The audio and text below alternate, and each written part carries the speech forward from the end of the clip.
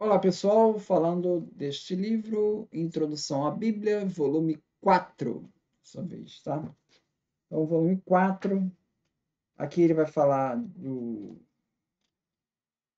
das epístolas, né, de Pedro, de Judas, de Tiago, as epístolas pastorais, as cartas de Paulo, né? E vai falar também dos escritos joaninos. Então, do quarto evangelho, falar do evangelho de João. Ali no evangelho de João, ele relaciona como tendo sido citado por Justino, por volta de 150, pelo pastor de Hermas, por volta de 140, por Inácio de Antioquia, por volta de 110. Aí ele vai se referir às epístolas às Filadélfias 7:1, que faz referência a João 3:8, também Filadélfios 9:1, que faz referência a João 10:7. Também se refere a ser duvidoso se Clemente de Roma se refere ao Evangelho de João. É duvidoso. Mas a dependência de Ódios de Salomão, é um texto aí que não é canônico, mas é usado entre os cristãos, na primeira metade do século II, é quase certa. Também o papiro Egerton II e o John Rylands, é o P52. Que demonstram que, ao menos, sugerem que no começo do século II o quarto evangelho já era conhecido no Egito, o que leva a colocar sua composição antes do fim do século I. Então, veja que ele já está sendo usado ali pelo pastor de Hermas, por Justino de Antioquia, por Inácio em Filadelfianos, né? Ódios de Salomão, e também no Egito, isso no começo do século II. Então, sugere que ele seja do século I. Com relação à autoria, o texto é muito explícito. O mais importante, como também mais discutido, é o de Irineu de Lyon, em Contra Heresias 3:1, que ele fala do quarto evangelho e declara que foi composto por João, discípulo do Senhor, aquele que repousou no seu peito. Dá grande peso a essas afirmações é o bispo de Lyon, é o fato de que na sua infância ele conheceu Policarpo, bispo de Esmirna, discípulo do apóstolo João, como aparece em Contra Heresias 3:3-4. Numa carta a seu amigo de infância, Florino, Irineu atesta que conheceu pessoalmente Policarpo e este, nas suas instruções, se comprazia em evocar suas antigas relações com João, apóstolo, e com aqueles que tinham visto o Senhor. Segundo o contexto, este João teria sido testemunha da vida de Jesus.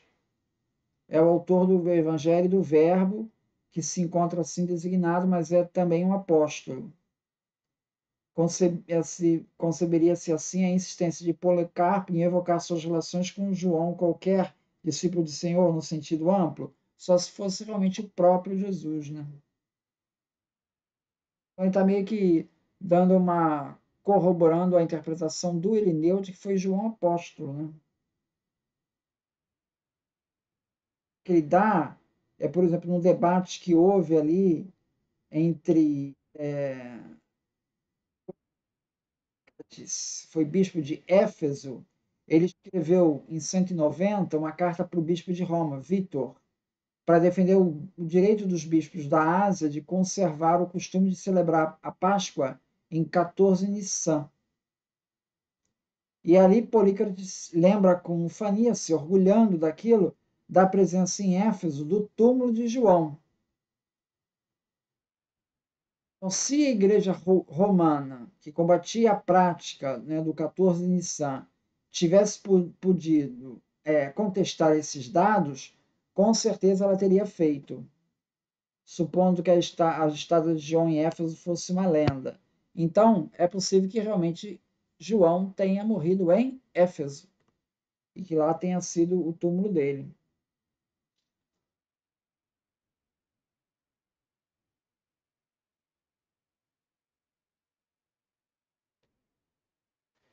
Clemente de Alexandria,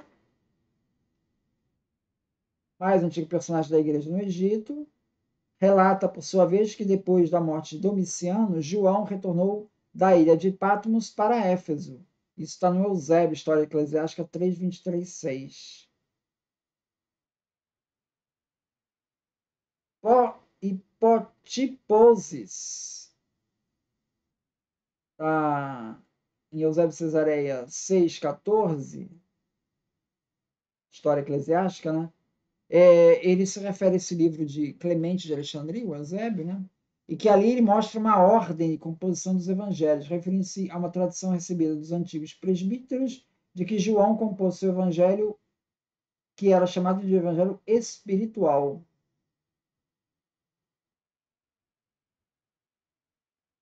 Com relação ao testemunho de Papias, ali por volta de 110, ele é um testemunho um pouco confuso, porque ele cita dois João, o João apóstolo e o João presbítero, e não fica claro ali quem é que ele está se referindo que teria escrito um evangelho.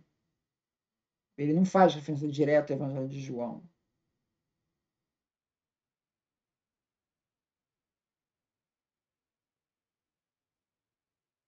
Segundo Eusébio, História Eclesiástica 3:28-1, e Hipólito, sabemos que sob o Papa Zeferino, lá por volta de 198 a 217, um padre romano chamado Caio rejeitava que esses mesmos livros que ousava atribuir a Corinto censuravam o quarto evangelho como sendo contrário aos sinóticos. Então ele dizia que o quarto evangelho era a autoria de Cerinto e não de João. Fânio Impanarion 41:35 elenca entre os heréticos os alogos, que recusavam o logos. Então, recusavam esse evangelho de João.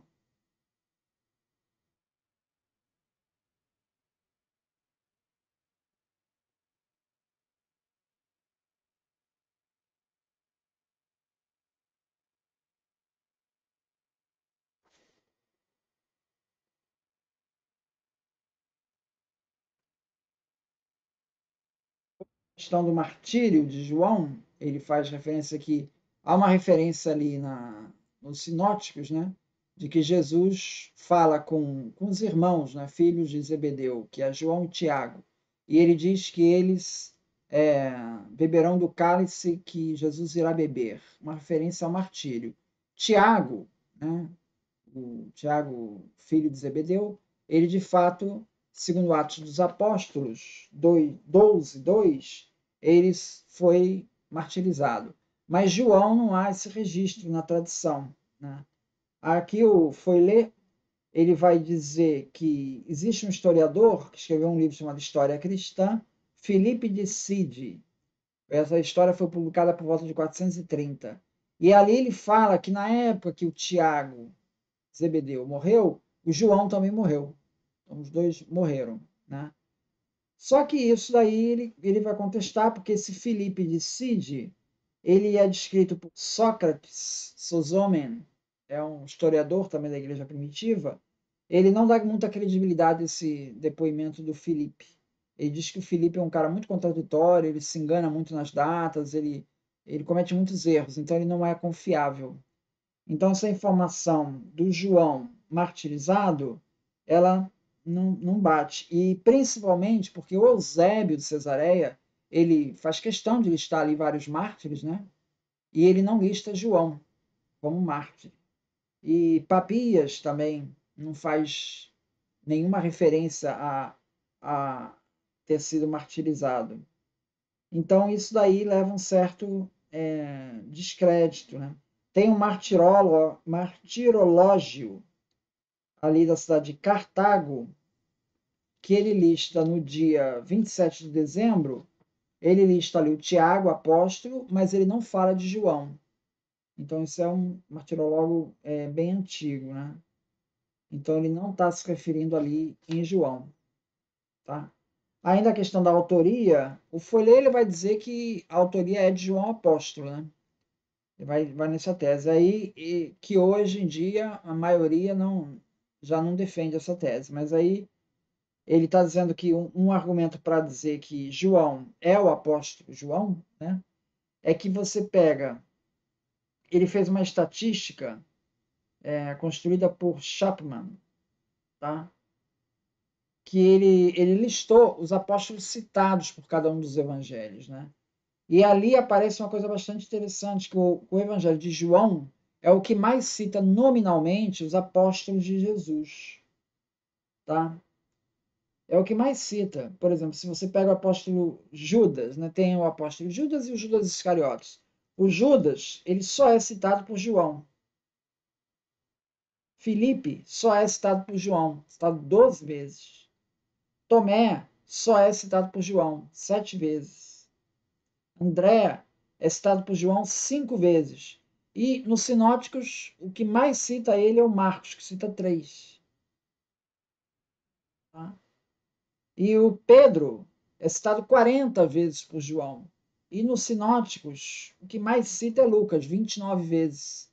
Então, João é quem mais cita os apóstolos. Agora, curiosamente, dois apóstolos que são muito citados nos sinóticos, que é João e Tiago, os irmãos, né? Os irmãos filhos de Zebedeu, é citado 9 vezes em Marcos, cada um.